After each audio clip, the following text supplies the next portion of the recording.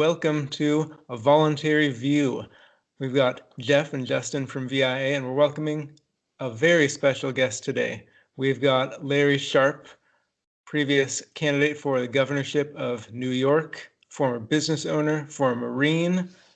We've got a lot of great stuff to talk about. Thank you so much for coming on the show, Larry. So I'm a former business owner. When did I lose my business? Oh my God. What? No, it said on your website that you sold the business. I sold one of my businesses. I still have one left. I got to make money somehow, can't I? Oh my God. I hear you on that. That's true. Put me in a poorhouse, brother. Come on, let me make some money here. So, all right, former and current business owner. There we go. Yes, absolutely. Actually, my first business that I sold off, I made hardly any money on it. It was, I always say that my first business was my MBA. That's how I learned how to actually run a business, through failing at that one. So at the end, I actually at the end had a business that was actually rocking and rolling. It was actually working. But 2 years into it, I'd had so much failure, so much bad blood. I didn't want to do it anymore. So I sold off an actual business that was actually making money. The problem is I'd lost so much money in the year and a half prior that when I started making money, I was basically breaking even. So because I had so many losses. So then I decided to just dump it. And the guy who wanted to buy it, he didn't have the cash that I wanted up front. Now, I am not advocating for what I did. I'm just saying where my head was. I was like, okay, can you pay me over 6 months? He went, yeah. I said, done. I did it on a handshake. He bought my business on a handshake. And the crazy part is he gave me a check every month for 6 months. Wow. Yep, Well, every month. yeah. And what I say is because he did that, that shows the business was working, right? He wouldn't have given me the check if he wasn't making money. He was invested in it, so personally and yes. monetarily. So it was working. He was making money. So he actually I got a check every month for the next 5 months. I got a check every month. But people say, Larry, would you have chased him if he didn't pay you? And where my head was then, no, I was at a point. And if anybody has been a business owner and it was like you were the sole proprietor, it was you and you were making it. It was all you. When you don't want to get up in the morning, it's a horrible feeling. It is a terrible feeling when you just don't want to do it anymore. It's a terrible feeling. So getting that off my chest and being able to start something new and different would have been worth it, actually. Don't get me wrong. I'm glad he gave me the checks. I am. I'm just saying I would have just walked away. You were looking forward to doing other projects and 100% in the future. There is value to utility or value to happiness that people don't always see, which is why you hear me talk all the time. The liberty movement isn't actually about liberty and freedom. People think that all the time. It's not. It's about happiness. The question is, how do I become happy, right? How does anyone become happy? What could I, as some omniscient, cool, powerful being, give you and everyone else who's listening or watching? How in the world could I give you one thing that will make you all happy now and say 10 years from now? I can't. It's impossible because each person wants something different now. And whoever you are now, you're different 10 years from now. Yes. So the thing changes. So all I can do is create an environment where you can pursue happiness to the best of your ability. And you will pursue it, and you will gain it, and you will lose it. Because happiness, sadly, is often fleeting. And you have to chase it again, right? And it's how it works. That's what happens in life, and we chase it. If happiness wasn't important, why in the world would it be in our founding documents? Life, liberty, pursuit of happiness is in our divorce papers from the UK said life, liberty, pursuit of happiness. That's right? true. I'm not going to be like you, Dad. I'm not going to be an empire like you. I'm about happiness. Right? So that's what we were like. And then some people start to expect happiness to just be given to them almost as a right. I deserve happiness. But you gotta go out and find it. You cannot be happy if it's given. Mm-hmm. It is physically impossible. Happiness cannot be given. We think it is, right? And we saw this if you look at the movement in the 80s and 90s for self-esteem. The self-esteem movement in the 80s and 90s had the best intention. It was the idea that we want kids to have better self-esteem so that as they get older, they have better resilience, they can be stronger, they can go out and do anything. So we'll tell them, you could do anything. Justin, you could do anything, right? We did a bunch of that. And that's amazing. That feels good. But it actually makes you unhappy. Yeah. You gain self-esteem. They could do anything, but yes, most well, people can't. You gain self-esteem not because someone tells you you're awesome. Jeff is awesome. That doesn't make you awesome. But when Jeff does something, achieves something, then I go, Jeff, look at what you did, man. That's awesome. Then you go, yeah, I am pretty awesome. That's actual self-esteem. That actually gets you moving. But not just that. You want to show that the value in what Jeff did is not that Jeff achieved it. It is compared to Jeff in the past, right? So if Jeff gets a good job, that's nice. But lots of people get a good job. But if Jeff, say, dropped out of high school because he had a drug problem and then was an addict for 3 years and then got a good job and changed his life around, holy crap, Jeff, that's impressive, right? That's way more impressive, right, than anything else. And at that point, Jeff, you should start feeling like you're a superhero because you are. You've achieved something. But what wound up happening with the self-esteem movement and the good intentions was all of a sudden now kids were told, you're awesome because you were born. You're great if you show up. If you just follow the rules and do what we say and pass these tests, there will be magic at the end of the rainbow. And they were told that for decades. That was all a lie. What actually wound up happening is you had helicopter parents who would hover around, and when anything went wrong, they would fix it. And then that then morphed into bulldozer parents, which is, I'm not even going to let you have a problem to fix. I'm going to bulldoze everything in front of you so you have a smooth sun the whole way through. And what that does is it creates a generation of people who are not resilient. So that when things fail, it's not, I need to work harder. When things fail, it's, but I deserved it. It's not fair.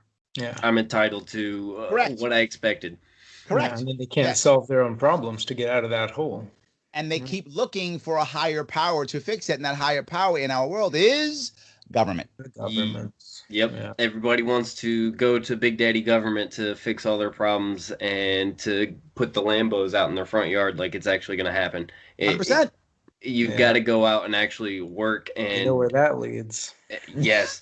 And back to what you were saying, Larry, there's actual real, like in the science of when you go in and you do the work and you reach your goals and you get like free dopamine highs from yes. that. And that kind of thing right there really will build your self-esteem over time instead of somebody just trying to tell you you're great and, you know, little Susie's perfect. She can't do anything wrong in the world. Well, first time little Susie runs into some issues, she's going to, like you said, run to her first politician or government program to fix all her issues. And it's not the way the world works. But it's also in business too, right? When my job that, you know, Jeff luckily has allowed me to keep, the work that I do now, right? The work that I do now is I do a lot of training, consulting, teaching, things of that sort, right? So when I'm in a company, I tell people, one of the things I tell them is when you're hiring people, hire slowly. Take time to hire. And they're like, what do you mean? I need somebody now. Well, that's because you're being reactive and not proactive. Let's change how your business model works and be more proactive and know who you're going to need in the future. That's one of the things you do as a good consultant, right? Who are you going to need? How does this work? And you begin hiring early so that once someone comes in, it's not desperate. It's perfect timing. So if I need someone in my business, I want to actually think that if possible, it takes me at least 3 months to hire them. And you might say, why would I want to wait 3 months? That person might get on the job. Good. I don't want them. If they want the job, go get that job. Yeah. I want my job. I want them to want my job. If they don't want my job, I don't want them either. This should be a two-way street. You should want my job. Yeah. If you and don't there should want be my nothing job, wrong with that. correct. Yes, absolutely. So if it takes 3 months and you go, Larry, I like you, but this job's cooler, I should be like, okay, good. Good luck, man. I hope it works for you. Enjoy. But if I become reactive and desperate, I grab the first guy who walks in the door. But I don't want to do that. I want to grab someone who wants this job. And the longer this person has to fight to get this job, the more they will respect the job. That goes right back to your point, right? Why do you think Marine Corps boot camp, which I'm Marine Corps boot camp is 3 months. It's the longest boot camp of all the boot camps, the longest one. Because now once you're done that 3 months, now you've worked hard, you respect and you treasure being a Marine. As you can see, I still have a picture on my wall right now. I noticed So that. yes, and I joined Marine Corps in 1985. So yeah, that's how old I am, how long it's been, and I still have my picture. So yes. Marine boot camp was a real thing in '85. It was Big absolutely difference yes, between yeah. now and then. I did Air Force boot camp. It's no difference in between, or there's a big difference between Marine and Air Force. But I've heard some of the guys going through now, and it's like going through Chuck E. Cheese. That's good. So anyway, I think I guess what I'm saying is your point's a valid one, right? You do want it to be a little bit harder. You want things to be longer and tougher. And if you just ask someone to give it to you, it may give you a temporary high of like, it's almost like people who are depressed will often go shopping because the idea of shopping and buying something gives them a temporary high. And you find people who are shopaholics or hoarders even, very often they buy several things. If you go into the house when they're in trouble and you like the Hoarders TV show, or people go in to try to fix them up. I know many coaches who will go in and try to unhoard people, and at least half the boxes they find are never opened. They literally didn't want the thing. They just wanted the high of buying. They didn't want the thing. So the thing comes, they put it in the corner. They don't even open a box. No. So if you ever want free stuff, be a hoarding coach. You'll get tons of free stuff. There we go. It sounds like a business model almost. There we go. Yes. I'd like free stuff. Hoarding coach. That's you. You'll get tons of free stuff. So it's all good. So, Larry, one of the things when you were running for governor, something that I saw that you had brought up was how we get people from staying on public assistance and trying to help them out in the path of self-reliance. Absolutely. And one of your ideas was, I want to say like an insurance-based program. Yep. Absolutely. Now, when I saw that, I was very intrigued because one of our goals as an organization is not just to help the unfortunate homeless fellow on the corner that needs a sandwich, but help him get to a point where he's no longer having to stay on the corner and he's actually becoming I don't want to say productive member of society because it's not What's wrong with productive members? It's good. Some people might like take that the wrong way. connotation. You know. Well, here's getting what I would say instead. He's able to pursue happiness. I like that. Because able to pursue his own happiness. Yes, correct. If he's on a corner looking for a sandwich, I am 100% sure he's not pursuing happiness. No. That I'm sure of. But if he's, stable in some area, the way you want, the best way you can get someone to be able to pursue happiness is to create some form of stability in their life, right? Critical way. If you can create some form of stability, number one, now they can get their feet. Now there's, okay, so I have a place to stay and I can survive and I don't have to worry about eating. Yep, got that down. Okay, now let's provide some hope for the future. Yeah. Now someone's on their way. If you don't know where your next meal is coming from. Very tough. But again, I would let me argue one other piece though. You can be if you have clear purpose. The key to happiness is three things. You have to feel respected, you have to feel loved, and you have to have purpose. If you have all three of those things, you will be happy. And we all get that during our life at one part or another, but then we also lose it at one part or another in our life. It happens all the time, right? And we have to then research for it again. We find it, we have it. But that point is part of happiness, part of the joy of happiness is the pursuit. That's part of it, right? You want to get to the top of the mountain, but you also want to enjoy the climb and the view and everything about it as you're going up that mountain. And the And once you're lessons top of the learned. mountain, you can be like, oh, I'm top of the mountain. Oh, now what? You've lost purpose. It wasn't a Find journey. purpose again. Yeah, what is the next thing? Yeah. Whatever that thing is. So if you can't get that stability, then you have a problem trying to find happiness. If someone's sitting, in theory, if you had those three and you didn't know where your next sandwich was coming from, you would still push on, even without the sandwich. Right? You would. Yeah. You would push you on really would. without the sandwich, and you would find a way to get the sandwich. Or you'd ask someone who loves you, look, I'm going to be over there. When I'm there, please bring me a sandwich, right? Whatever. You would find a way of making it happen. Being happy people don't revolt. Happy people start businesses. Happy people start families. Happy people don't shoot each other, right? Happy people do all kinds of great things. Happy people help others. And if you're happy now and you can recognize what happiness is, when you see people who aren't happy, you are more than happy to share that. And I bring this up with lots of people who are in trouble. When you're in trouble, people often think two things are true when they're in trouble. They think they are either unworthy and or incapable of happiness. So they believe. Yeah, I It's did something to deserve it. You brought correct. this on yourself type of thing. Yep. Hmm.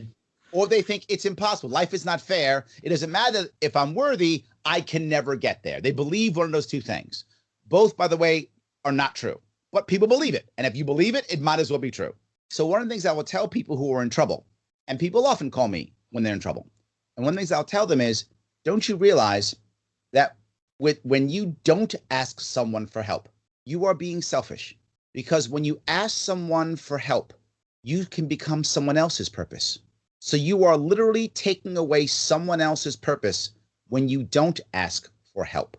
And the person in their own mind has validated and said, no, I don't want to ask for help because then I'm selfish, right? I don't want to put myself on someone else because then I'm being selfish. And I would argue the opposite, that when you ask someone for help, very often you are giving them purpose. Mm-hmm. I want to help someone. I love you as my friend, my family member, my close associate. As a human being, I love you and I want to help you. There's a reason why people like to volunteer. There's a reason. We don't do it because we're crazy. We do it because we love it, because it makes us feel good, because we want to help a fellow human being. Well, if you're in trouble and you don't ask, well, then you're hurting someone else. Don't be selfish. Say, man, I'm in trouble. Justin, help me out, man. And Justin goes, yeah. Oh, Larry, I got you. Yeah. And now your day is made. I get to help somebody. Yeah, you're actually helping somebody else in their pursuit of happiness. Absolutely. Yeah. I think it goes the other way too with the selfishness, because I think they're selfish, but not in the way they're thinking. They're selfish because they're worried about what the other person is going to think about them. Yes. Because they're asking for help. I don't want them to think of me as someone who needs help. Then you're really just focused on yourself and how other people perceive you. 100%. 100%.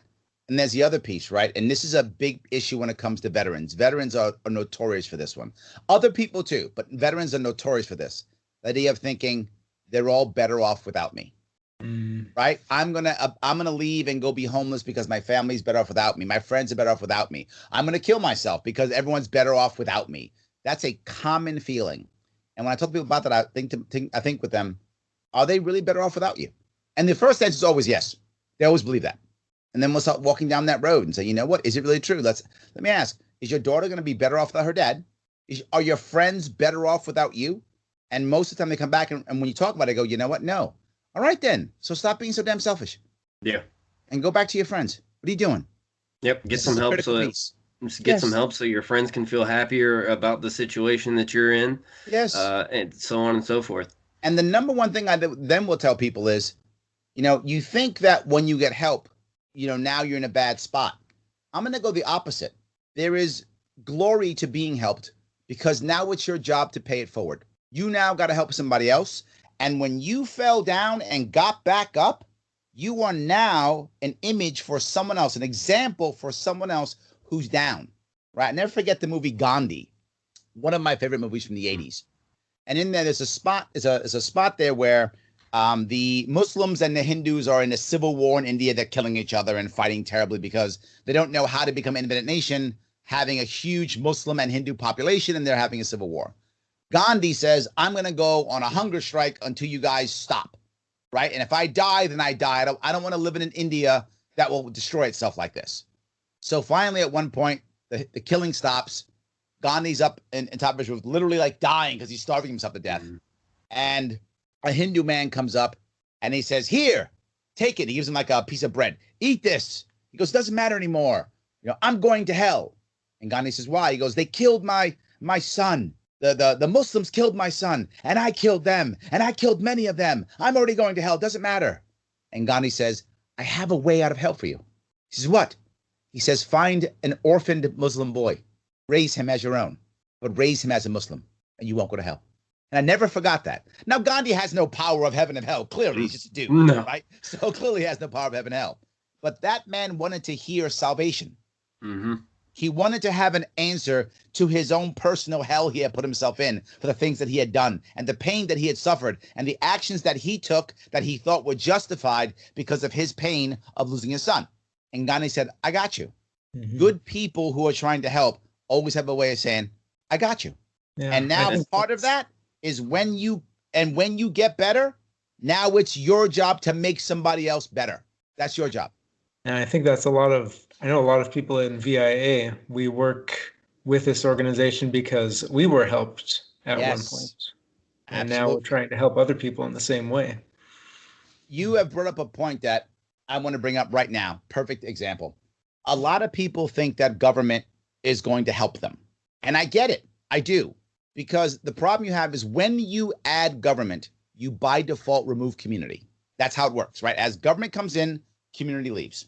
And we've had so many environments, so many communities who have been helped by only government for so long that they actually don't know how to help themselves. They have lost the institutional knowledge in a community to help themselves.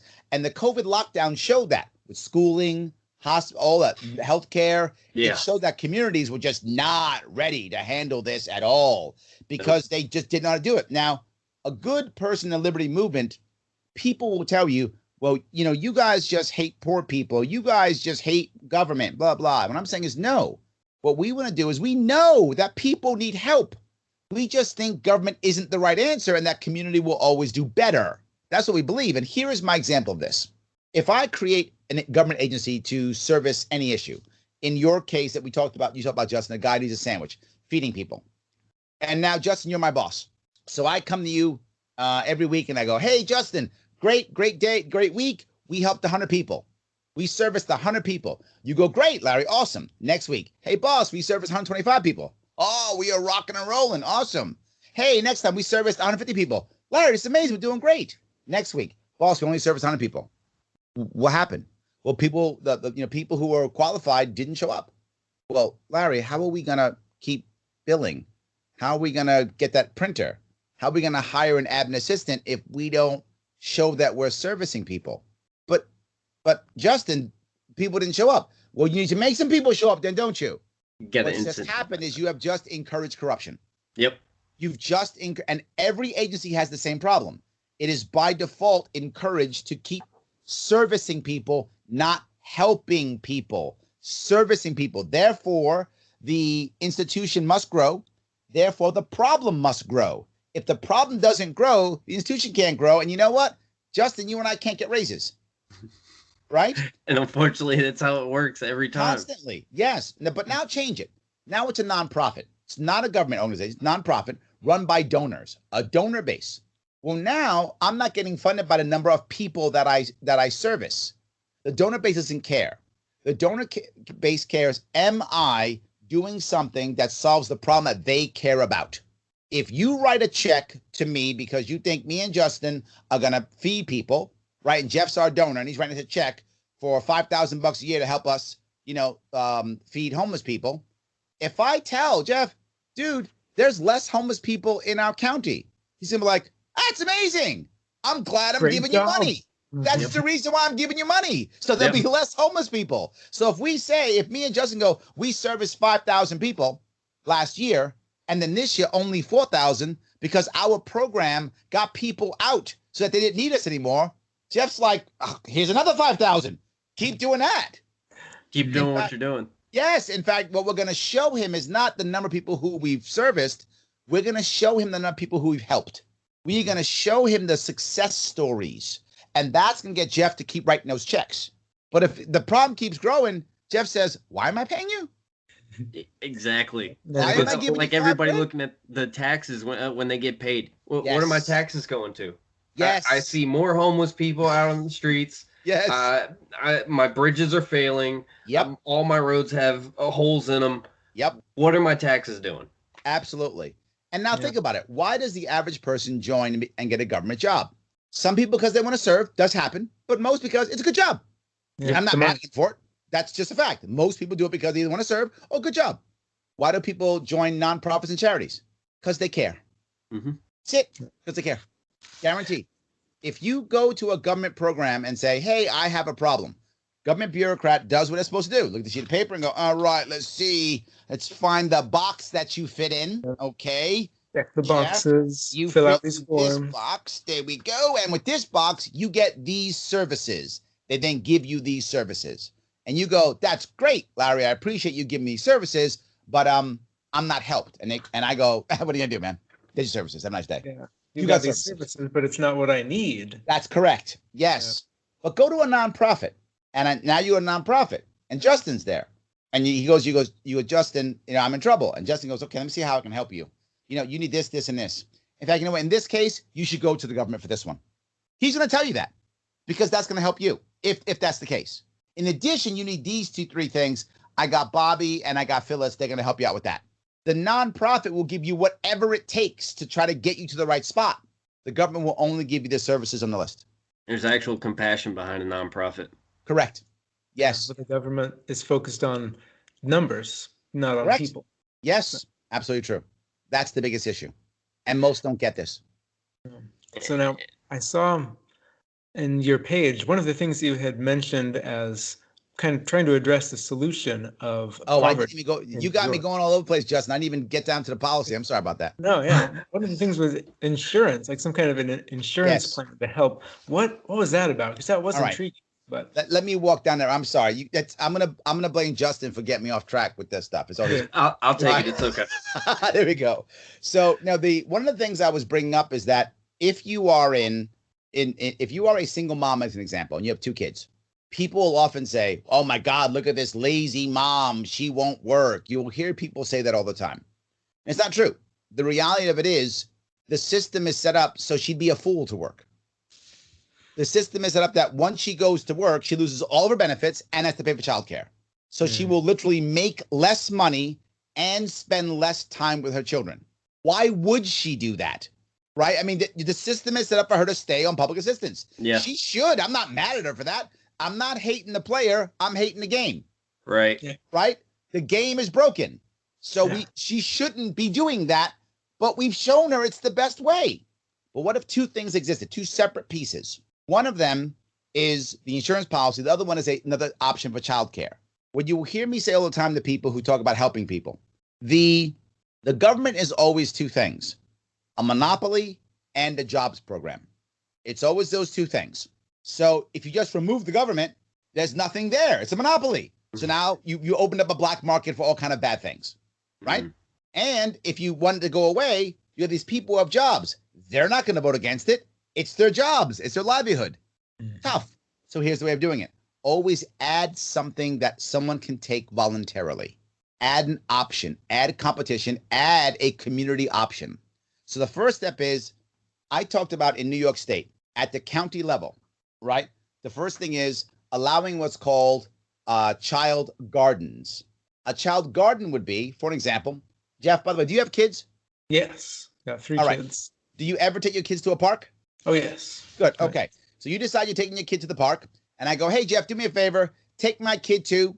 And you know what? Here's like $6-7. Can you get him some ice cream or something or whatever?" And you go, yeah, sure, Larry, no problem. You take the kids to the park. You come back. Life is good. There's no need for a contract or license, nothing, right? You and I made an agreement, right? Yeah. Good. So why can't we swap out you for a nonprofit? So now if a local church, if a VFW, if a Knights of Columbus, Elks Club, whatever, some nonprofit wants to do that, it may. What does that mean? So now if you want to go to a local church, and in many, particularly poor communities, particularly black communities, the black church is struggling desperately. So all of a sudden now you can go to church if you want to and say, "Hey, drop my kid off. I'm going to go to work." Well, how much does it cost? Church decides. You and the church have a separate agreement, like me and you, Jeff, whatever agreement is. The church might say, bingo night is Wednesday. You're calling the numbers. And our services start Sunday at noon. I expect you in the pew. That's your payment. Could be that. Or it could be $10. Or it could be whatever, right? They can make a decision. Now, the fight people say is, "Well, Larry, these churches, what if they don't do background checks?" Then ask them to do background checks. What if they don't? Then don't drop your kid off. Then it's you're voluntary. not gonna give them their money. Fine. Don't drop your kid off. You can still go to regular daycare if you want to. I'm not destroying daycare. I'm providing an option for you that you may or may not trust if you want to do that. What would that do? That would give parents the opportunity to do 1 or 2 things. Head off to work part-time, dropping your kid off and not paying a bunch of money so you can stay relevant in the field, so you can learn new skills, so you can actually get off and find another job and get off public assistance. Or find a regular job if you can, even though you've lost some benefits. Now you're not paying hundreds of dollars every week for childcare. You now are able to make money and buy your own stuff because you're not paying so much for childcare. And you're giving your child off to someone who you trust, whoever those people are. You trust them. You can do that. That was part 1, but that wasn't enough. The second part of that was the insurance piece. The insurance piece was a state could create an insurance product. An insurance product which would be something like a 2-for-1 idea. What does that mean? Once you go past a certain amount of dollars when it comes to the state, you lose all your benefits, right? You could instead create a 2-for-1, meaning for every $2 you make, you lose $1 in benefit. So it's slower, but you can work your way off of the benefit. So it's not cutting somebody completely off. Bingo. It allows you to work your way up. Because then the incentive is to just make only enough just under that limit where you're cut off and to not do anything else. And many people do that. They literally go to work and they tell the employer, only give me X dollars. Seriously, that's a thing. I don't want any more than this amount of money, because if they go past that amount of money, they lose their benefits. That's a common thing. Can't work more than this number of hours. Yes. Right. So why wouldn't I? So how's that person going to move up? They can't. I want a person to be able to move up in life in any way they want. In today's world, if you're a youngster, and I use youngsters as 20-something, so if you're 20-something, you're a youngster to me. So the youngsters now are going to at least have 5 different careers in their life. Not 5 different jobs, 5 different careers in their life. How are you going to learn a new career if you got to be a public assistant every time your career collapses? It's not going to work, right? Yeah. So you've got to be able to make that happen. So I put those 2 things into play. But there was even one more, and that was a way of taxation. And that was at a local level, your state taxes. You can, if you want to, up to you, again, voluntary. There's nothing is forced here. If you want to, you can take $250 that was going to go to the state and instead give it to a nonprofit. I like that already. If it is in your county, it's doubled to $500. Oh, wow. Which now encourages localism. Yeah. Right? So if you give it outside of your county throughout New York State, $250. If you want to give it in your county, $500. See, I really like that. Yep. And because a lot of times libertarians are like, okay, we just need to right off the bat stop taxes and we'll figure out the rest as we go. No, this is kind of a way to wade into the water, so to speak. Yes. And like you said, it really brings the idea of localism to the table.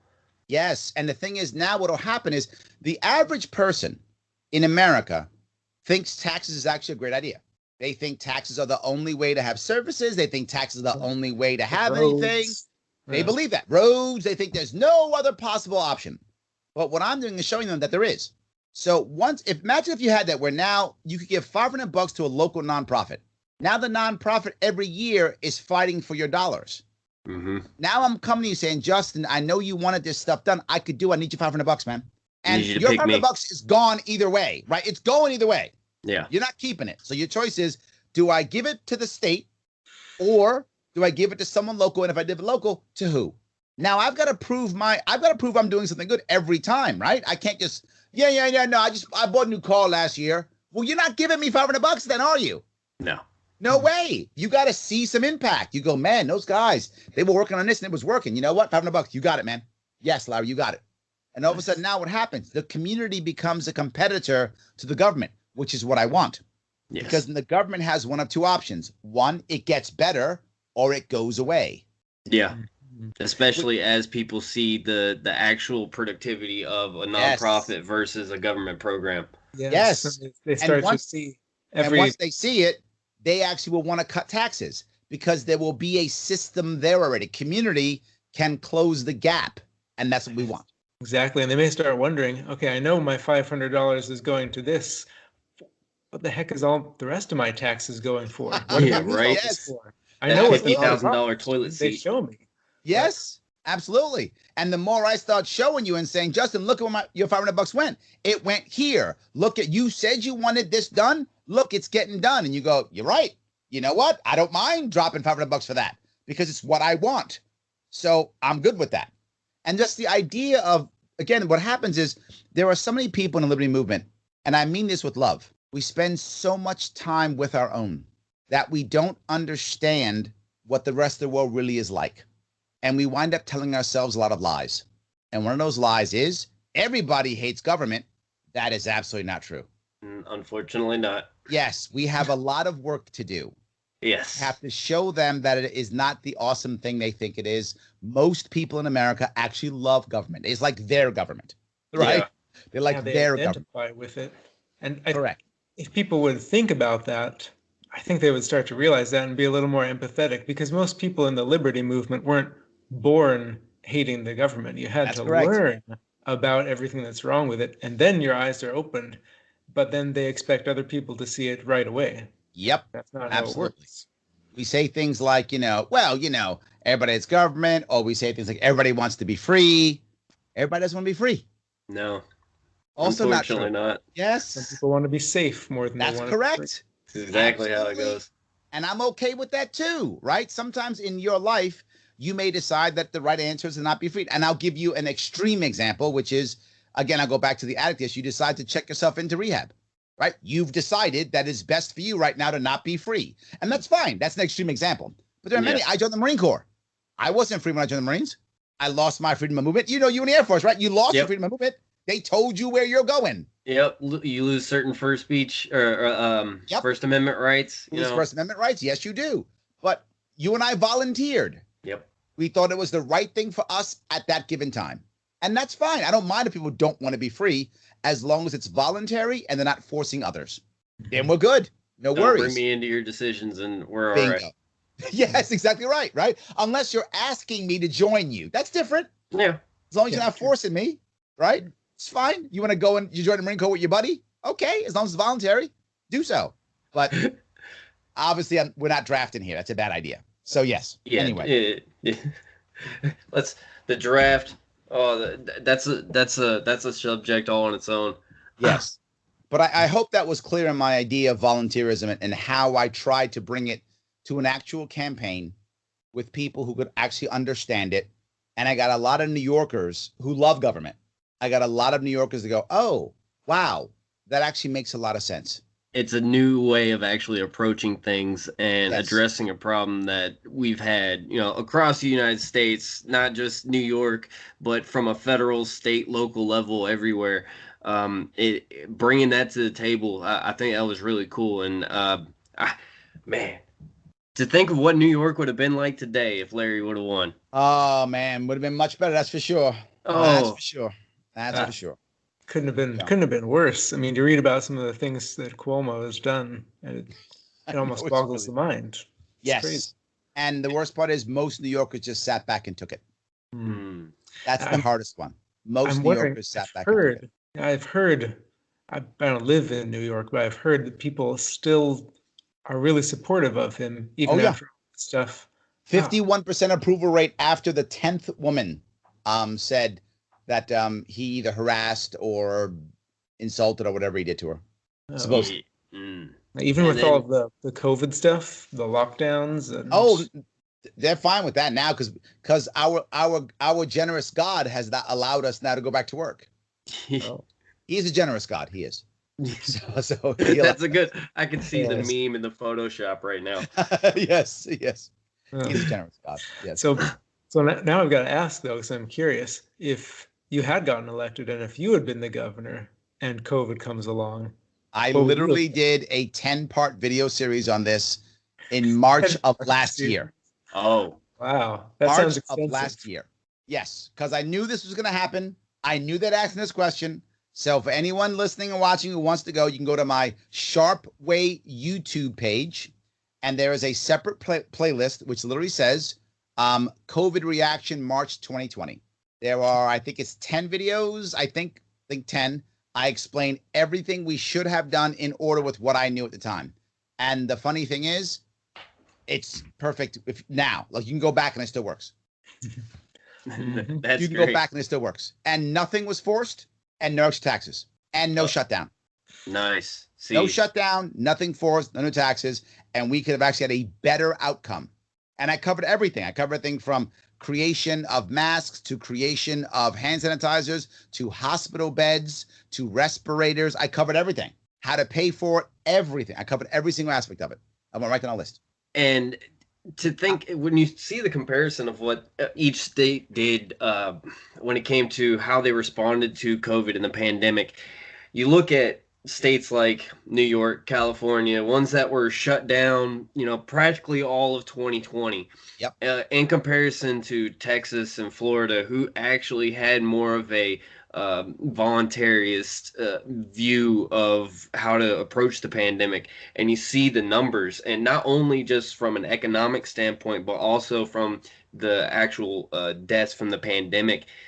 You see how a voluntary way would have been so much better than locking everybody down in their homes, or putting COVID positive patients in nursing homes, things like that. Well, the thing that I brought up, and I'll give you two ideas that were part of the plan. It's a long plan because it's a pandemic is a massive project, right? So I'll touch those two pieces as part of my plan. Piece number one was the idea that instead of saying, here is the government website and here is what we say is right, do what we say or I will punish you, which is what New York State did. Here are the rules. Do as I say. If you don't, my people are coming and they're gonna lock you up. And what they did was they came by and they found businesses that weren't doing the right thing according to their website, and they fined them thousands of dollars. Businesses that were already being crushed. Mm-hmm. As of last October, 6 months ago, we had already lost 100,000 businesses in New York State. Holy cow. I don't even know what the number is now. It's probably 200,000. Just devastated. And half of those were not coming back. No. So a lot of them still aren't coming back. So my plan was the opposite. It was, here's New York State website. Here is what the government believes is the right thing to do.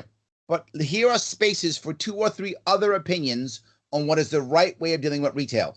And I would even allow retail associations to create their own guidance. I would even allow holistic associations to put their own guidance. Here are your guidances. Here they are. My inspectors now are going to come around. And if you are following New York State guidances the way we want you to, we're going to give you a stamp. We're not going to punish you if you don't. We're going to reward you if you do.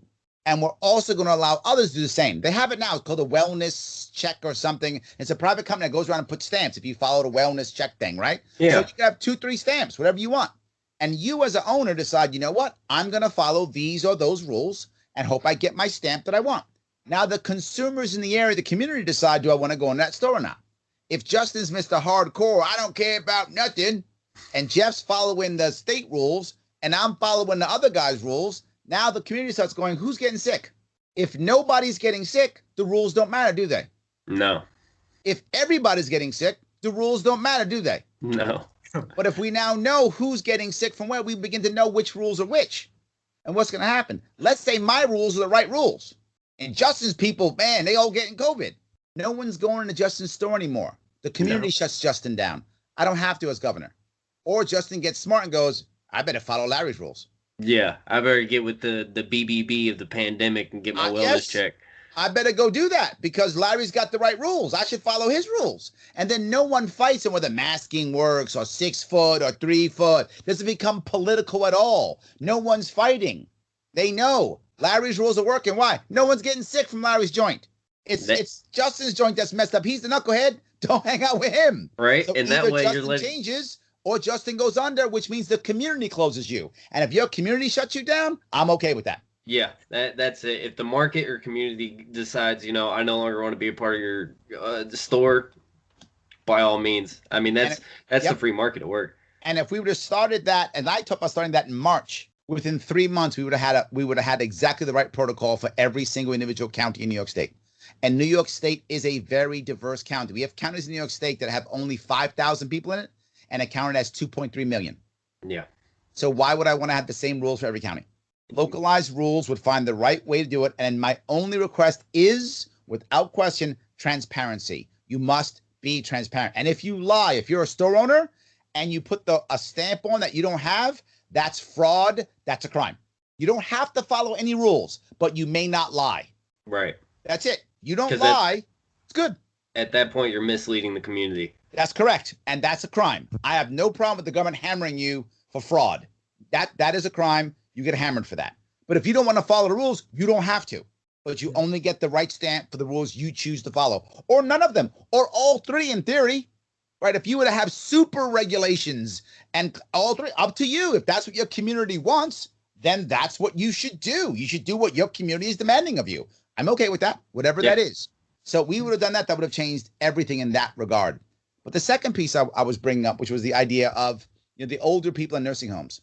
I would have rescinded all of the Department of Building rules for sleeping in public spaces within a nonprofit. What I mean by that, Department of Building rules in almost every county have rules against, for example, sleeping in the church main room. sleeping in a nonprofit area that has, say, for example, a meeting room. It's against the law to set up cots in those areas. I would have stopped that and said you can sleep any way you want in any nonprofit. Why? To your exact point. If I got grandma at home and grandma has a pre-existing condition, COVID could kill grandma, right? COVID was deadly for people over 65, 70 with pre-existing conditions. It devastated them. Well, if I got grandma at home, well, then maybe I shouldn't sleep at home. Maybe I should work and sleep at my local Veterans of Foreign Wars. Or maybe I should go to work and sleep at my local church. Or go to work, sleep at my local American Legion. Maybe I should do that instead. Maybe I shouldn't go home to sleep for a while because I might bring grandma home something and I might kill grandma. In that case, I don't have to take grandma to the nursing home, do I? No. I can leave her at home. But the person who's out working doesn't sleep at home for a couple of months till this blows over, till we figure out what's up. Then I go back home, allowing me, if I want to work and keep going, to do so. If you're young and healthy, even if you get COVID, the odds are it's not going to kill you or even leave permanent damage. It might, depending upon your DNA, what's going on with you, but the odds are against it. Yeah. So if you want to go out and work, go work. So those are the two things I brought up. I mean, I've had like 7 or 8 different points, but that was due to cover what you talked about. That's how you get people not going in to nursing homes, and that's how you get people who are going to shut down places where the community shuts it down, not the government. And it's amazing how government policies and reactions during, a disaster and everything, all they do is make things worse. They compound problems on top of problems. And the COVID pandemic was just a documentary on how that actually works. Yes. Yeah. Yes. And it goes back to what you said, Larry. It's not here are these rules that we're trying to help everyone, so please do this for your own good. This is what we're going to do, and we're going to punish you unless you do what we say. And it means people don't trust you. Yeah, people don't trust. When you only put one way on a website saying do it my way, you are literally asking for conspiracy theories. Yeah. You're asking for it. If you say, no, if you got a theory, put it up here. I'm good.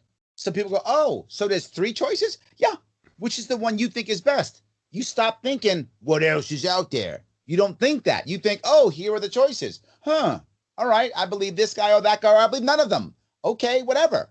But the second piece is, if I have to go in and punish you for not doing what I say, now you're mad at me. Right? It's not that people, there's a saying, people hate change. It's not true. People love change. People hate being changed. That's what they hate. If I go to Justin and I say, you better do this thing, Justin goes, who the hell are you? I'm not doing that. Period. It doesn't matter what it is. That sounds about right. Yes. But if I say, hey, Justin, here's this cool thing, you might like it. Then he'll check it out and he might actually do it because he chose to. Isn't that he doesn't want to do the thing. He doesn't want to be ordered to do the thing. So don't order people and they tend to do better, right? Yeah. Show them by example, show them. And if the community start working again, people go, well, that's working. Let's do that. It's how it works. You would have changed everything. The way they did it too ignored the fact that if what you're saying is really right and it's really going to work, then people who don't do it, they're going to be punished naturally. Yes. Because they're going to get sick, their businesses are going to fail, like you said. But if it's the right thing to do, people are going to see that and they're going to want to do it. No punishment required. But even if they don't, and I'm going to walk down kind of a dark road, but an important road because it affected us here in New York State. And it was elderly and churches. The government shut down churches because they realized that elderly people often go to church and that group environment might be dangerous to them. And they're right. That's true. And I said it public and I still say it. If you are over 60 and you have a pre-existing condition during COVID, it is my opinion, please don't go to church. But I said it again. That's my opinion. Please go online. Please find another way. Have someone come to your home, whatever. If you need to be spiritual, religious, it is my opinion, you should not go to church if you are in that box of people who are in trouble. However, we have a First Amendment. And if you think that you are prepared to sacrifice your life for your faith, you own your own life and you are able to do so. My request is just that, a request. It should not be seen as an order. It is my opinion. I hope you agree and will do what I ask. I do hope that, and I will tell you that, but you don't have to. And that's one thing that sometimes libertarians forget. We think that because we don't want to order people that we lose our freedom of speech. You still get to have an opinion. You just can't force it on someone. Correct. So I think if you're over 60 with a pre-existing condition, you should not go to church. That's my opinion. And I stand by that. But if you want to go, you own your life. And if you decide that your faith is that important to you, good on you. I'm not mad at you. And I bring the example up from my own parents. Both my parents passed away of cancer. And sorry to hear that. My father died when I was very young. My father was young and my mother was older. When my father was dying of cancer, he was 41. And when he was dying, he was all about keep me alive. Do whatever it takes to keep me alive. Cut me open, give me chemotherapy, experimental stuff. I don't care. Keep me alive. He wanted quantity of life. That's what he wanted. When my mother was dying of cancer, at that point she had grandkids. I had 2 daughters. She wanted to spend time with my grandkids. And she was like, I care about quality of life. If you give me something to where I can't spend time with my granddaughter, then let me die. She was like, quality of life is what matters to me. In fact, this is 8 years ago, maybe more. She was taking my daughter to a amusement park, and she wore a mask. And the doctor was like, you go to an amusement park, you might get, an infection and die, because my mom was on chemo and her immune system was compromised. Yeah. And he was like, you might die. And she was like, okay, if I die spending time with my granddaughter, I'm good. Yeah. That was her world. And my point is, both people were correct. Mm-hmm. Because it was their life to choose their way, the way they wanted to deal with it. Did I want my mom to be out? Of course not. I love my mom. Mm-hmm. I didn't want her to be out, maybe going to die to spend time with a damn amusement park. Of course I didn't want that. But you know what? I shut up, because it's my mom's life and she could do what she wants. And she was happy. She spent her last years with her granddaughter and it's what she wanted. So I shut up and let it happen. Nice. But of course, with the COVID, it's slightly different because it's contagious. So people say, well, you're not just putting yourself at risk, you're putting other people at risk. So you need to do what we order you to and stay home. How would you respond to that one? No, I think it's a valid issue. It's a valid point. The question is, how do you get most people to comply and to be as safe as they can be, both now and in the future, right? That's the goal. And the only way you make long-lasting change is through voluntarism. That's the only way. You can order people. The advantage of force is it's a great short-term answer. It really is, right? I don't have any money. Pull out a gun, I rob Justin. I now have money. Yeah. Short-term. That's awesome. I now have money. Well done. But now me and Jeff have a problem. Me and Justin got a problem. Me and the police got a problem. We got all kind of problems. Long-term, that's not going to work out well for me. But short-term, it totally worked. And because violence is a very good short-term answer, people often go to it. And they go, well, you don't understand. We got to make it work. Well, short-term, did some of these forced lockdowns work? Here or there, yeah. But long-term, you have animosity now to the government that will not go away. No. Long-term, this was a terrible, terrible idea long-term. Now, less people trust the CDC, less people trust government, less people trust doctors, less people trust anyone who's not their political party, less and less and less. This was a terrible long-term solution. So my response is, if you care about your communities, if you care about your nation, if you care about your state or county, long-term solutions are what you want, which means culture change. Mm-hmm. Culture change means people begin to care and see what's right and wrong. Sometimes we have to learn lessons doing that anyway. We work in a way that gets the culture to change. I'll bring another thing I talked about. Another one of my plans, because I talked about this too, right? One of the things I would have done is I would have immediately suspended all rules on distilling in New York State so that everyone can create their own hand sanitizer. Yeah. And if you want to sell hand sanitizer in the local shop, no sales tax. So you don't have to apply for sales tax. What would that have done? People would have started thinking about clean hands. Yeah. Would everyone have done it? No. Some people wouldn't have, whatever. You would have thought about it, right? That begins to change the culture of, yeah, we should care. Masks, right? I live in New York City. New York City has a very large Chinese, East Asian population, right? So very often you would see people walking around Manhattan or Queens, a lot of Asians in Queens, a lot of Asians in Manhattan, wearing masks, just wearing masks, because that's part of their culture from SARS, from the other viruses they've had over there. Yeah. And they brought that culture here. And so you'll see people who are ill or sick or immune compromised in Asian communities. You'll see 4 or 5 people wearing masks, usually older, almost always older. They're wearing masks on. You'll see it happen. That's part of their culture. So my thing was immediately say, anyone who sells masks, no sales tax. And if anyone is deciding to use and sell masks in any way, they require a 3D printer that you will not punish anyone for using 3D printing in New York State. So now obviously people start selling masks. Same thing. It changed the culture. Yeah. Was everyone going to grab a mask in March on their own? No. But there's always early adopters. And then once someone sees someone get sick, they go, oh, that guy got sick. I'm gonna wear a mask. And what would have happened is some people to sell the mask to make money would have made cool masks, like New York Yankee masks or something, right? That would have happened. And then that becomes a cool thing. How do I know that? That's what happened 6 months later. That's true. And a lot of merchandising that came out of the pandemic. And what's funny about it is actually we started 3D printing masks during the pandemic. That was my point. I believe it was in June or July. I'm not 100% sure. But in Oregon, we had somebody that was with the organization. He had a 3D printer, was 3D printing masks and face shields and giving it out to doctors in the surrounding area of Ohio. Yep. And I said I would have done that in March. I put that in my video in March. Do it in March. And what happens? People start thinking about safety in general. And to your point, Jeff, people now start thinking, it's not just about me. I don't have to scold you and make you feel bad or punish you. You in your own world, but you know what? They're wearing masks. You know what? Maybe I should. You know what? They're doing things. Maybe I should. Maybe I would. And people start doing stuff. And the point is, I actually back then didn't know. And to be forward with you right now, don't even actually know what actually worked. I actually don't know what worked. And then I didn't know either. But I don't have to know. A leader doesn't have to know everything. No. A leader sets up the environment where the people who can figure this out will tell him or her.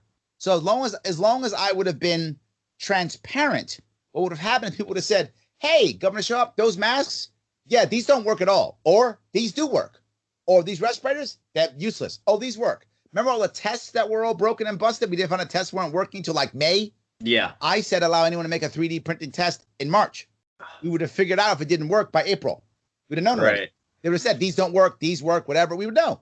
Within 3 months of my plan, we would have had a serious plan that everyone would have got behind because it would have been a bottom-up solution versus a top-down solution. Bottom-up solutions, people are on board because they were part of it. It's their plan. So, of course, they're on board. But when I stop shaking my finger, they don't. This is the plan that the community built together. We've tried. This has been tried and tested. Yes. Yeah. And your plan was to get the government out of the way, make it easier for people to do what was going to be right. I don't want to say out of the way because that's scary. No. What I always say is the government facilitates. Sounds good. I changed my words a lot because the connotation matters. Yeah. Terminology is big. It matters. So I don't say get government out of the way because people go, another one, you hate government. I said, no, government facilitates your happiness. Government facilitates bottom-up solutions. The government facilitates it. And they go, yeah, that sounds good. Yeah, it does sound good. You're right. So how about we start facilitating? How about we stop dictating and start facilitating? That's the shift I want to make. The goal I always talk about constantly with many people in the liberty movement is they're like, we got to be free. We got to get everything out of the way. And I'm like, I agree. Just we're nowhere near that. No. We are marching towards dictatorship/oligarchy. Sometimes slower, sometimes faster, but we are marching directly towards it. I just want to turn us around and face freedom. Right. Yeah. Then we can fight how far we go. Yeah, but you can't do an about face on society all at once. That's not going to work. But if you change the direction a little bit, and over time those changes can pile up. 100%. Change the way of people's thinking and culture. Absolutely. I am all about hearts and minds. I am all about hearts and minds. All about it. I consider myself a recruiter, right? I'm trying to bring people into the movement. And I would hope some of the more hardcore people in the movement would be patient. And what I mean with patience is not patient with me or anybody else, but patient with the new people coming to the movement. To your point, Jeff, most of us weren't born libertarians, right? We were born into whatever family group that we were born into. And we probably, if we were raised Democrats, we're Democrats, raised Republicans, whatever, we probably would, that's what most people are. They're the party of their family. Unless they're real rebels, then the opposite party of their family just pissed their family off, right? So they're one of the two usually. And they figure out, wait a minute, I'm actually libertarian. So the people who I bring to the party are very often people who are not libertarian. They're simply unhappy Republicans or unhappy Democrats who know their party sucks and not looking into ours. But they come bringing a lot of either Democrat or Republican baggage. They just do. Yeah. And the sad part is when they come in, too many of the hardcore libertarians just hammer them and make them feel completely unwelcome. And the example I use often, I still remember it was the first time I remember this happening. I think it's probably 2013, give or take, in that area. I'm at either Queens or Manhattan event. I forgot which one it was. A young guy comes in, probably 18, 19 years old, comes into our event, and it's like, oh, hey, libertarians, I'm so happy to be here. I found this, blah, blah. He goes, let's have one question. You guys don't hate NASA, do you? I mean, NASA's cool. And man, did we eat this kid alive. Just hammered him on how it's wasteful and doesn't do this and blah, blah, blah. And he never came back. Yeah. Instead of us saying, oh, NASA, don't worry about NASA for now. I'm kind of curious. Why'd you come up? Oh, I hate taxes. Taxes, awesome. Let's talk about taxes. That would be the appropriate response. Find out what he's upset about. Let's talk about that. Let's forget about NASA for now, right? And if he stays with us long enough, he'll start hating NASA too. It's fine. Just give him some time. I'm bringing people. I'm bringing people. You know, I'm the recruiter, and I'm bringing the boot camp. I don't give you Marines. I give you civilians, and then you turn them into Marines over time. Correct. So I wish that more libertarians who are more hardcore would be more of the teacher and the mentor versus the bodyguard or the gatekeeper. That would be nice. And it's also, I mean, because NASA does do some cool things. The things themselves are cool. How they're funded isn't cool. Could probably be done better on the free market. But you're taking that interest maybe and kind of turning it, you know, how would the free market handle that? What do you think? And kind of even better building from that. Even better. Yes. But imagine if he had come and you asked him why he came. And if anyone who's listening or watching has ever seen me at an event, very often I ask that question. Why'd you come here? What made you come here? Because I want to know what their issues are so I can talk about their issues, right? So if he would have come and said, you know, oh, I'm so mad because, I don't know, I can't stand the college loan program or whatever, right? He hated that. All right, let's talk about that first. You know what? That's terrible. How come the free market is dealing with that? Why is the government backing loans? Blah, blah, blah, blah, blah. We could have gone through that. Then when he's like, yeah, you guys are great. Now, Jeff, let's talk about funding NASA. Mm-hmm. You know what I'm saying? Yeah. Now he's open to hear it because, oh, you got, you're on my side with this loan thing. Let's talk about NASA now. Okay. Now what else you got? Now I can trust you a little bit more. Be a little bit less on the defensive. 100%. Right? People have to be open to the message. Yeah. And I think that's what I'm talking about.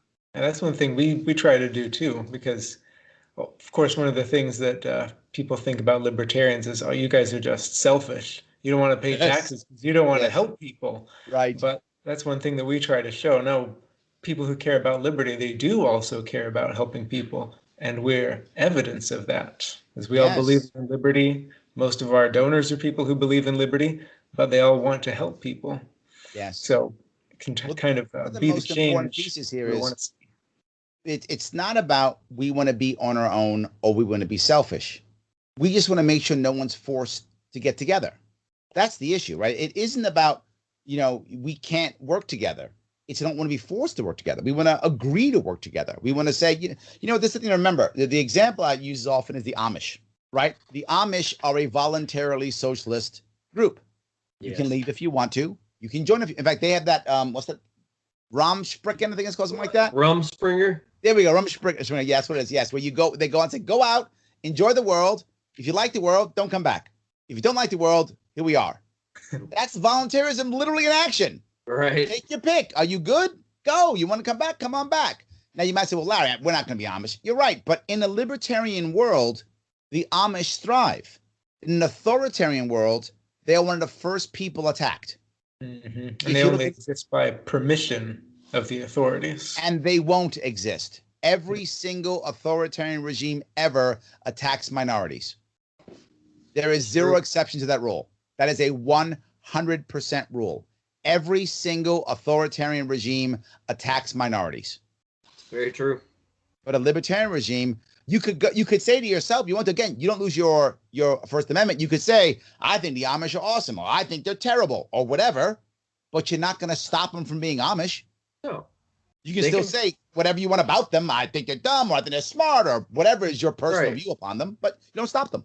Look, if they want to churn butter instead of, buying the Betty Crock, well, it doesn't bother me none, one way or the other. As long as they're left to do what they want, by all means. Absolutely. And I think there's a piece I bring up. Volunteerism does not mean you're not social. It doesn't mean you don't cooperate. It just means when you do it, it's with a common purpose. That's it. It's with a common purpose. And now what you're trying to achieve in anything in life, particularly in business organization, is diversity of thought with unity of purpose. The problem is when you have an organization that just hires people, often you have diversity of thought and diversity of purpose, or worse, unity of thought and diversity of purpose. That's the worst. Yeah. I like the way you put that. That's nice. Yes. Interesting. So are we wrapping this up, guys? Is that what it was quiet? Were we wrapping this up? I think, Jeff, was there any other questions that we have for Larry? Well, yeah, I was wondering, what does the future hold for you, Larry? Are you going to go for the governorship again? Going to start another business? Sell another business? Oh, go for the governor. People ask me this all the time, and I'm looking at running for governor, and of course I'm looking at it, but I'm not going to make a decision until this summer. Probably, my guess is July or August, I'll be making my decision. I'm actually putting a book out. July 12th, my birthday, I'll be releasing my book on happiness. See, I'm going to have to look out for that.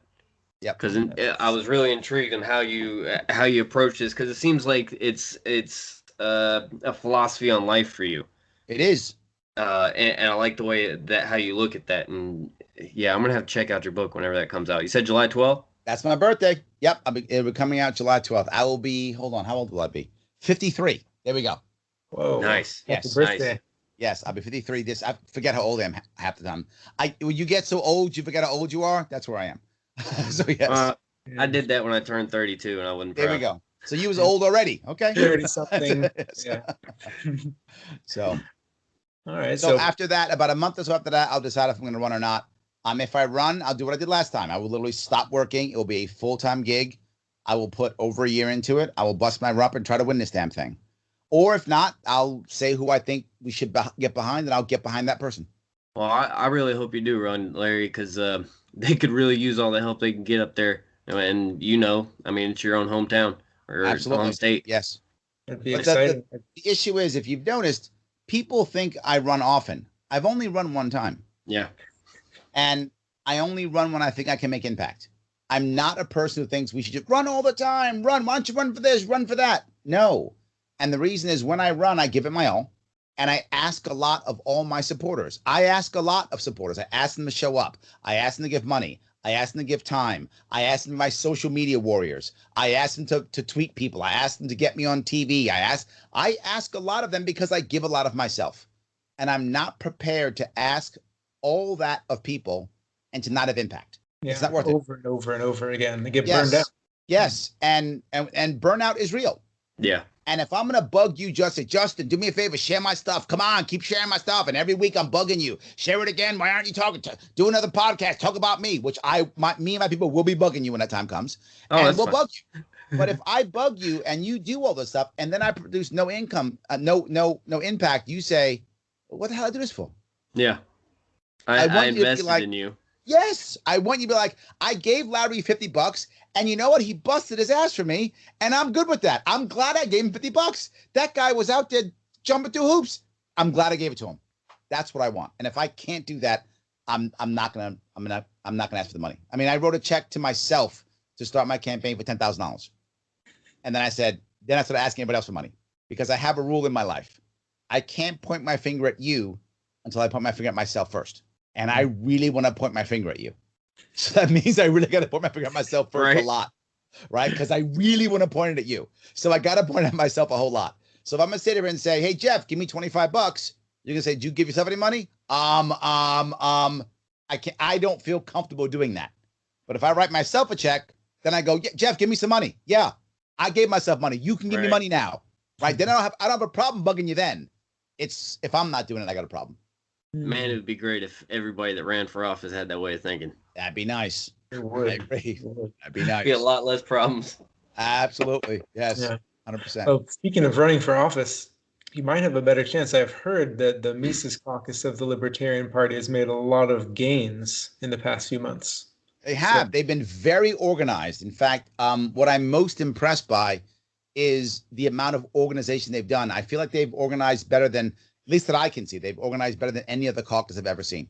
They've organized very well. I hope other caucusi, whatever is the appropriate way of saying it, I hope other caucuses will follow their lead and organize as well. It would really help us tremendously. They've recruited well, organized well. I would hope the other caucuses follow suit. And I think the one thing that's really helped them is they have this big tent strategy when it comes to the liberty movement, and they're very inclusive on who they allow to come into the caucus. Well, they've also done something else that makes a lot of sense. They understand that most people are moved to join our movement not by an idea. They stay for the idea or the philosophy, but they come because of an individual, right? They come because somebody said something that made sense. Yeah. For many Mises people, it's Ron Paul, but it might have been, who knows, Gary Johnson. It might have been, Harry Brown. It might have been Spike Cohen. It might have been me. It might have been Mary Ruwart. It could have been anybody, right? But someone said something that they went, huh. Then when they got to us, the philosophy kept them. Yeah. But getting them here is almost always someone says something. And the Mises Caucus has good personalities. People who go out and yap and say cool things and get on podcasts and stuff. So people get to hear that thing that goes, huh. Right? They get to hear Dave Smith say something that goes, oh, that makes sense. Huh. And then they come to us. The other caucuses have not done that well. They have focused on things like, ballot access, which is important. They focused on those things. They haven't focused on recruiting, which is heavily personality based. Yeah. Recruiting is personality based. They have not focused on that. Especially in the world of social media. Yes, absolutely. Yes. And if the other caucuses should be recruiting personalities to help them recruit. It just works better. Yeah. Yeah. That's what people are attracted to. Yes. Like you said, they'll stay for the idea, but there's a lot of ideas, and it's hard just looking at it to tell if it's a really flashy idea or a really good idea. And they often don't even know where to look. Yeah. Don't even know where to look, right? But then when That's some true. guy comes out and says something, I mean, I came to the Libertarian Party because I heard Gary Johnson speak in 2012. Gary Johnson spoke, and I was like, oh, huh. So you librarians, what do you guys do? Like, that's where I was. Right. So, oh, Libertarian. Oh, what's that? And then I found out he was the guy who got me in. And the funny part is that people laugh at this. When I first heard Gary Johnson speak, I thought he was a radical. That's where my head was. I suppose. Yeah, that makes sense. That's where my head was. Now I'm far more radical than Gary Johnson is. Right. But I mean, that's what when I was there, I thought, wow, this guy's what? Wait a minute. So government isn't the answer for every problem? What? Right? Crazy, Gary. What are you talking Crazy.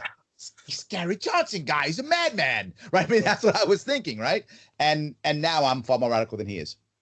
That's awesome. That's a good story there. Yeah, I think one of the personalities that kind of got me into the liberty movement was it's going to be kind of strange, but Glenn Beck. I like Glenn Beck. I've been in the show more than once. Oh, I see. I haven't been able to watch him over the past couple of years because now I got 2 kids less time. You know how that is. I know the feeling. He was always kind of libertarian light. Yeah. And he kind of brought up some of the ideas of, like, he brought up the history with Calvin Coolidge. Yep. And I might actually have his book here. Do I have it here? Yeah, I do. Hold on. Oh, that's awesome. He actually signed the book for me. At Freedom Fest the other day. Other year. What was it here?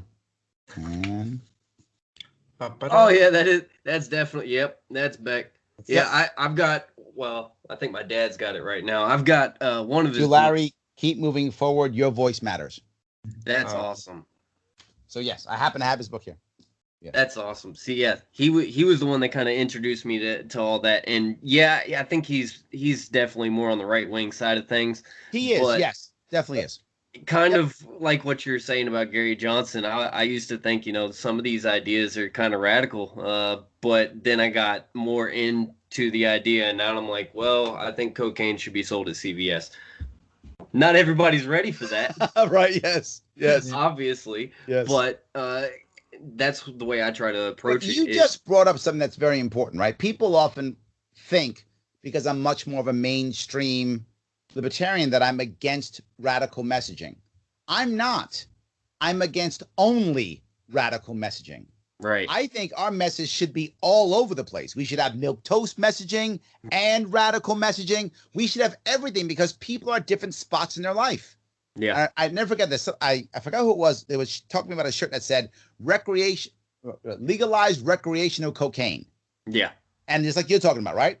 And there's a certain part of our community that will be like, wow, that's amazing. Yeah, I'm in. And a certain part that would be like, that's insane. You people are crazy. Right. And a certain part that will just ignore it and wouldn't even pay attention. Mm-hmm. Right. So I want that messaging for that group. But there's another group that will say things like, should we be in jail for cannabis? Very Right. milquetoast. And some people will be like, oh my God, that just reached me. So I think we need messaging all over. I want milquetoast, and I want radical, and I want everything in between, because Americans are different spots in their lives. That certain messages will hit certain people. So Yeah. I hope we don't do milquetoast. I hope we do it all. If you ever see my page is all over the place. Yeah. And people always get angry at me because of that. Well, Larry, that's not true. It's not radical. Well, Larry, that's radical. And I'm like, yeah, it's kind of everything. I'm trying to put out all different things so I can capture the most number of flies, right? I'm trying to get them all. Yeah. Right? I'm trying to get them all. So yeah, I tend to go all over. That's good, because in a libertarian society, it would be allowed. There would be stores that don't sell any kind of 100%. drugs at all, and there'd be stores that sell cocaine. And if people Absolutely. are comfortable with that, they'll patronize it. 100%. So it's not the libertarian is a place for only the radical, only the most libertarian ideas, but ideas that are just a little libertarian are still libertarian. 100%. 100%. And even if the people who were on the cocaine is evil train, they could even have signs that go cocaine's evil if they want to, right? They could. Is that right? As long as they're not stopping you from going to buy the cocaine. It's fine. Right. Just they could tell you don't do it, but what are you gonna do? And the problem is many of them begin to feel like if we make cocaine legal, as an example, that now their voice won't be heard. No, your voice is still heard, right? And you can still not want to do it. I mean, lots of people think, drinking's bad and drinking's illegal and drinking's legal. Yeah. There's literally campaigns to stop people from smoking, and smoking's still legal. So it's fine, right? There's nonprofits on it. I am literally one of the squarest guys you're going to find. The only drug I use is caffeine. That's it. Nothing else. That's all I use. Only Mormons got me beat. Glenn Beck's got me beat. He's a Mormon. Yeah. He's got me beat, right? So he doesn't use caffeine. But besides that, that's all I use. But I don't care if you drink or smoke or do weed or whatever is the thing you do. Enjoy. You're not forcing me to do it. Life is good. Yeah. As long as your decisions don't impact me in any way. What do I care? Enjoy. Find your happiness your way. That's a slogan right there. Yes. Find your happiness your way. I speak always about happiness because no one else does. Well, Jeff, that's what people care about. They care about the happiness. Yes. I think most people don't realize that. Like you say, they push for one thing or another, and it's tangential to what people really want. Because even if they don't realize it, you want to be happy. Yes. We're always searching for it. Mm-hmm. Well, thanks so much for coming on with us, Larry, talking about everything. Talked about a lot of stuff. Yeah, that was great, Larry. I think that was one of our best podcasts yet. Now, Awesome. I was in on this one, so I can feel what's the word for it? The quality went up. Yeah. On screen. Yeah. I don't know if I take it that far, but this was an awesome interview, and I think it brought up a lot of good ideas, especially how to address poverty, not only in New York, but across the nation. These are ideas that we could use everywhere, whether it be from a federal, state, or local level. And I appreciate you bringing those onto the podcast. And if you want to, my Sharpe Way YouTube page, just last week, I re-showed a presentation I did at Queens College 3 years ago on poverty. I did an hour and a half on poverty. So we'll link to, you got a YouTube channel. We know it's called the Sharpe Way YouTube channel. And literally, there are three things for your listeners who may want to check out. One is the special playlist that says COVID-19 response, March 2020. That's how we would have dealt with COVID. The second one is just last week or a week or two ago, I did a special, I re-showed a presentation I did at Queens College that is specifically an hour and a half on poverty, Libertarian Answers for Poverty. And then also there's another playlist which says, let's see, hold on, Can't Feel the Burn, Maybe It's Not Sharp Enough. It is me going through Bernie Sanders' policies from his website, and having a Libertarian answer for every single one of his policies. Oh, it man, is 4.5 hours long total. Oh, wow. Wow. I went through I think it's 4 videos, 4.5 hours total. I went through every single one of his policies right down the line. Yeah, definitely have to check that out. That's awesome. Definitely. Well, we appreciate you having you on, Larry. And maybe we'll catch you sometime in the future. And if you do decide to run, be sure to hit us up. Absolutely. I'll ask you for money. Don't worry about it. I will. Well, hit us on an individual level, because the whole nonprofit I got you. aspect of things. Yes. But I'm totally thinking it's 5. Of course I will. Yes, got you. All right. Fantastic. Well, thanks for having me on. Thanks for coming on, Larry. And all righty, we'll guys. catch you next time. See ya. Good night. Have a good one. Hey, thank you very much for watching this video. If you liked it, please like, share, subscribe, drop a comment. If you'd like, please go over and visit our website and donate to one of our causes. VIA couldn't do anything without the generous support of donors like you.